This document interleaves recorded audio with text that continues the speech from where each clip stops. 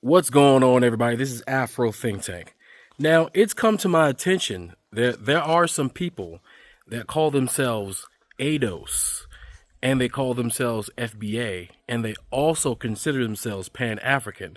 And they have absolutely no idea what us Pan Africans are talking about when we say that FBA and ADOS are the enemy because they have internalized the idea that FBA represents all African Americans and that African American, Black American, and FBA are interchangeable and that FBA is some new word that we have collectively as African Americans adopted, which couldn't be further from the truth. FBA was created by Tariq Nasheed. It's his watermark name that he uses for his website to sell products and goods, which I've already proven on my last video. And he got the idea from the actual dangerous organized organization of ADOS, who is basically the modern day COINTELPRO organization meant to separate Black people and slow down unity amongst the African diaspora. That's why as a Pan-African, I'm not suggesting, I'm telling you with all Pan-African authority that you cannot call yourself FBA or ADOS and be a Pan-African, because FBA and ADOS are the enemies of Pan-Africanism, as the idea of Pan-Africanism has always had enemies from within. And throughout history, they've always had names, they've always been organized, and they've always been willing to sell the Black unity movement, throw it under the bus for nationalism or to become closer to white supremacists in the nation of America that's operated by white supremacists. So what I'm going to do here is I'm going to put some further information to further educate you so that none of you can ever say that you're both ADOS, FBA, and Pan-African. Because a Pan-African is a person who has adopted the idea that Black people globally need to unite, and that separating ourselves or delineating is counterproductive to the unification and empowerment of Black people globally. And that delineating is in fact exactly what the white man wants you to do, because you are in fact participating in your own divide so that you can in fact stay conquered. Okay? So without further ado, listen to my presentation that I put in, and keep in mind, I want you to understand, even though you're going to hear my voice in AI, all right? I got this information from ChatGPT. So ChatGPT, for all of you guys that call yourself FBA, that want to consider yourself a lineage, and you want to continue to say lineage just because your leader, who you say is not your leader, told you it was a lineage, so you can sell shirts that say FBA is a lineage, so you can buy it for $19.99. I'm letting you know that you're on the wrong side of history, and you are being made famous. You're being made famous, and you're going down in history with the rest of the coons, right? The rest of the African coons in history and the rest of the coon organizations that are famous for working against the unity and empowerment of Black people. So now that ChatGPT knows it, which represents the data of the universe, there will be no misunderstanding of what FBA and ADOS is. Anyway, without further ado, it's Afro Think Tank. Learn something, teach something. I'm out. This is why I hate Pan-Africanism. The African identity paradigm contradicts the Du Boisian duality. While acknowledging the American experience, Afrocentric scholars seek to delegitimize its identitarian significance. In their judgment, American Blacks are Africans, period. So yes, they take away everything we built. This is why I hate Pan-Africanism. It robs us of everything we built in this country. And I say it all the time. We're not supposed to be here. We are supposed to have passed off. We slaves built the country, did our thing. We're supposed to be finished. They're supposed to just have little Mexican immigrants here doing the work. And we're not supposed to be here. Our freedom struggle, fight for full citizenship over all of this accrued disadvantages while we're here. Pan-Africanism takes all of that away and just says y'all are African. I ain't got no use for it. I think it's anti-ADOS. Black Americans supposedly came out of slavery and the American experience with their African identity intact. The identity and Pan-African paradigms are historically flawed. The portrayal of Black Americans and African as one people unified by cultural attributes and historical experience is both theoretically and practically problematic. I agree. Regardless of the degree and depth of African cultural retentions, Black Americans are undeniably products of the American historical experience, an experience that profoundly and indelibly altered their identity. Yes, we're not Africans. This changed us. We had to become a new people. We're sold away. We don't know how to get back to where we were. And you realize at a certain point that a warring tribe sold you over here. And you realize at a certain point that you're home, right? And you have we don't even talk about the physical environment, not only just the presence of white people as overseer, but also the physical environment is different. Everything is different. And you have to make a new home. And there are different things that impact you and create you and make you into something other than African. And that happened a long time ago. And the people who keep calling us African are trying to rob us of something that our people died for and worked like hell to create. The atrocities started even before the children of Africa were taken out of the continent. So we need to tie it in so we have a complete picture. Okay, we were Akatas. Okay, normally we're Akatas. Now we're the children of Africa now. See, this is why I don't like fake shit. Because if we're the children of Africa, how come y'all don't invite us over and give us no damn land? This is them trying to ride on our reparations wave. No, see, before they got the children of Africa, they decimated Africa too. So we need to tie it all in. No, we don't. No, because y'all were over there selling niggas. Now that we are making strides and we're on code with each other, big time, now we all in this together, nigga. Let's tie it together. Man, come on. No.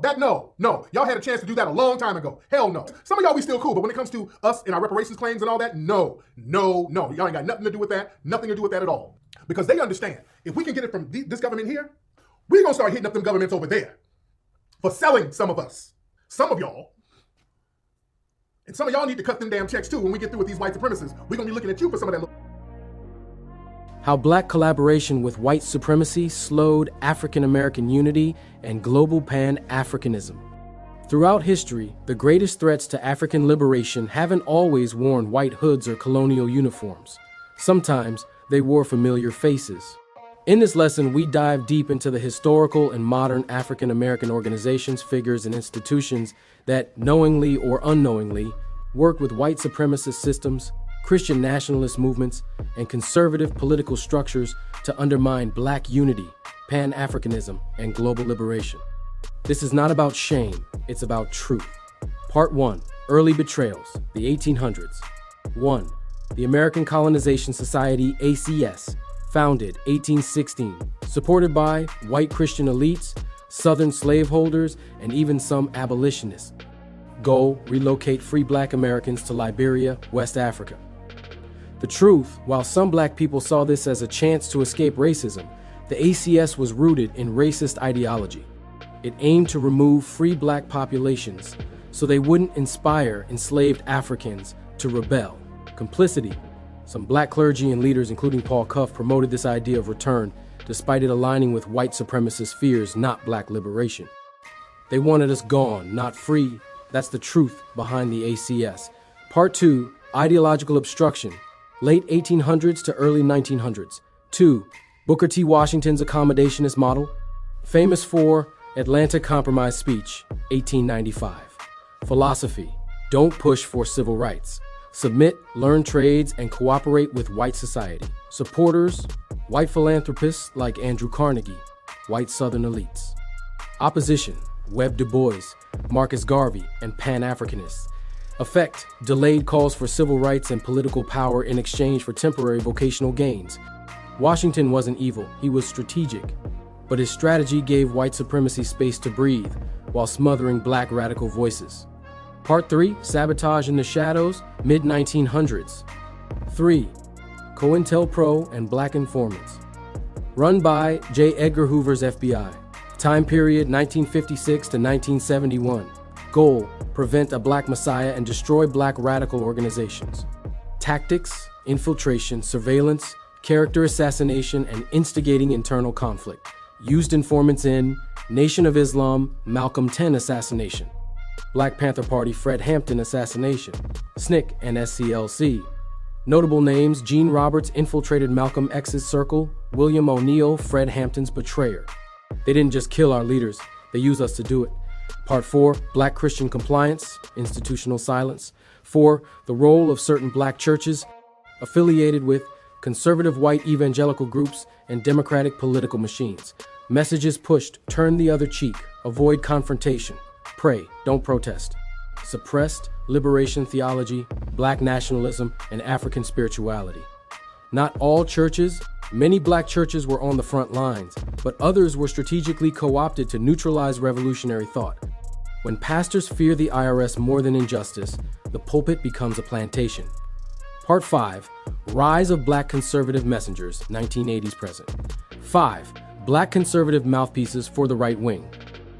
Clarence Thomas, Supreme Court Justice who ruled against affirmative action and civil rights protections. Candace Owens, Blexit, tied to MAGA nationalism and white supremacist donors, spreads anti-black narratives about crime and poverty.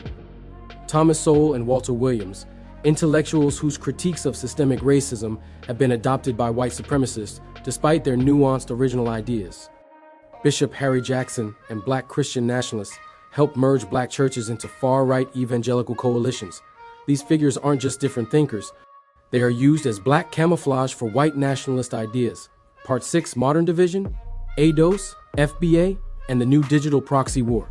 6, ADOS, American Descendants of Slavery, founded by Yvette Carnell and Antonio Moore, claimed goal, reparations, and specificity for black Americans, shifted toward xenophobia, anti-immigrant rhetoric, and divisive attacks on Pan-Africanism.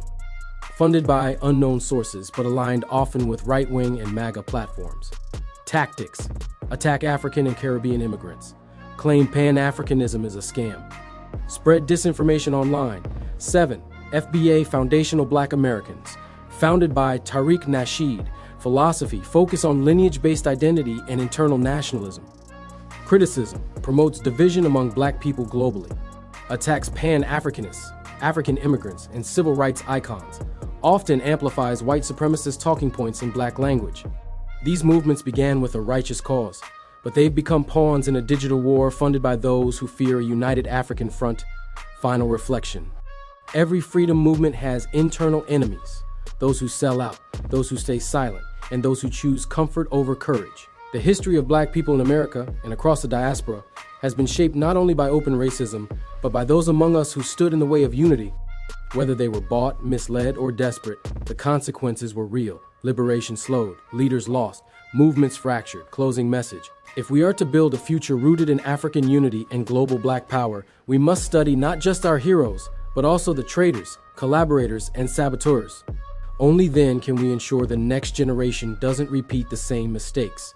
Unity is not guaranteed. It must be protected. Just say the word. Listen, Linda, listen. This ADOS FBA dialogue is getting on my nerves. For those of you who don't know, ADOS means American Descendants of Slaves, and FBA refers to Foundational Black Americans. The former term was pioneered by Yvette Carnell and Antonio Moore, and the latter by Tariq Nasheed. Technically, I'd fall into both categories since I'm black American. I mean real black. I'm talking down south turtle soup black, Gullah black, got relatives that are blue black. Anyways, having listened to both parties for some time, these two groups were born out of black Americans wanting to create their own ethnic cultural identity, which is understandable. Black people in America are very diverse, and not all were born here or have ties to American slavery, and by extension, a claim to reparations. However, what I won't condone is members of these parties spreading division within the black collective. I don't want to hear, well, Africans and Caribbeans call us this and that and discriminate too. No, there are better ways to handle conflict or disagreements that don't involve stooping to a problematic level. At the end of the day, black Americans have our own unique history, but our bloodline traces back to the African continent. There's no way around it. We are family. To be against any group of black people means to practice anti-black.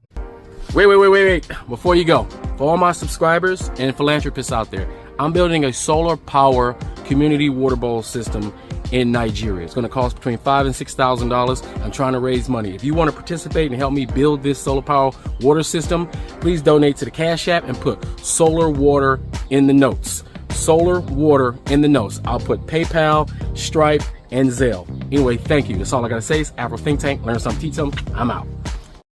Thanks for watching Afro Think Tank.